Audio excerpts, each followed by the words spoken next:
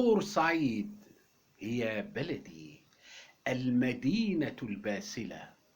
بورسعيد كانت الخط الأول في الدفاع عن مصر وبورسعيد، وتصدت لأكبر 3 دول في العالم، وهي إنجلترا وفرنسا والعدو الصهيوني، وكانت خطا منيعا للدفاع عن مصر وبورسعيد.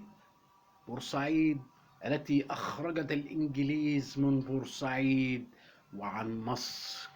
إن أم أكن بورسعيديا لوددت أن أكون بورسعيديا. المواطن البورسعيدي لا يشجع غير فرقة بلده، وهو النادي المصري.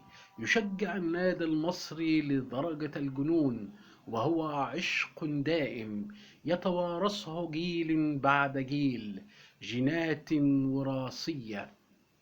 النادي المصري هو أول فريق في مصر يحصل على 3 بطولات، وهو كأس السلطان الذي لم يدون في اتحادات كرة القدم.